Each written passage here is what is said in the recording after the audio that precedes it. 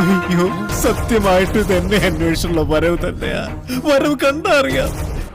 ഇരിക്കാം. നവീൻ, എന്താണ് നവീന്റെ പ്രോബ്ലം, പ്രശ്നം? എന്റെ നമ്പറായി, എനിക്കുള്ളത് മേടിച്ചിട്ട് വരാം.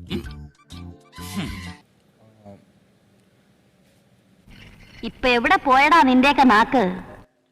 പിന്നെ ചൂടാണ്ട് ഇല്ല. ഒന്നുമില്ലെന്നാ?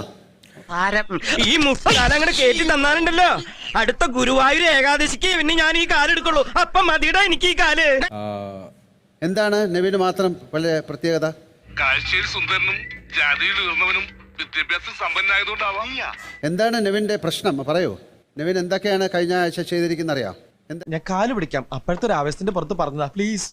കിച്ചണിൽ നടന്ന പ്രശ്നത്തില് ഷാനവാസിക്കയുടെ അടുത്ത് ഞാൻ ഭയങ്കര അഗ്രസീവായിട്ട് ഞാൻ പെരുമാറി.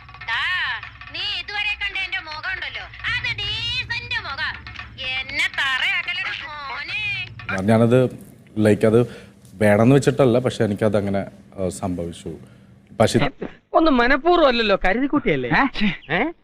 പക്ഷെ ഇത്രയ്ക്കും വലിയൊരു പ്രോബ്ലം ആകുമെന്ന് ഞാൻ വിചാരിച്ചില്ല. ഒരബദ്ധം പറ്റിപ്പോയി, മാപ്പ് തരണം.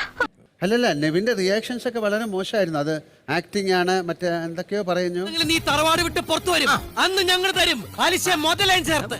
എന്താണ് നെവിന്റെ പ്രോബ്ലം എന്താണ്, ഞാൻ കൂടെ പറഞ്ഞു തരൂ. ഈ കുടുംബം ഞാൻ കുളം ചോട്ടും. പറ്റില്ല, അങ്ങനെ ചെയ്യാൻ പറ്റില്ല, എനിക്ക് പറ്റില്ല. ഇപ്പോ പ്രേക്ഷകരെ ഒക്കെ ആണെങ്കിലും പിന്നെ ബിഗ് ബോസ് പറഞ്ഞാൽ ഇത് എന്റെ സ്പേസ് ആണ്, എനിക്ക് തീരുമാനം. നിന്നെയൊക്കെ മര്യാദ പഠിപ്പിക്കാനൊക്കെ ഒന്ന് ഞാനൊന്ന് നോക്കട്ടെ.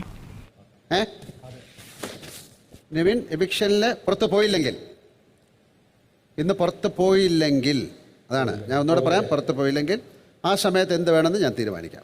എന്തോ കുത്തി പറയുന്ന പോലെ എനിക്ക് ഫീൽ ചെയ്യുന്നുണ്ട് കേട്ടോ. കുത്തിയില്ലല്ലോ, കുത്താൻ പോണല്ലേ ഉള്ളൂ. തൽക്കാലം ഇത്രയും മതി, വരട്ടെ. Come on, baby. Come to me.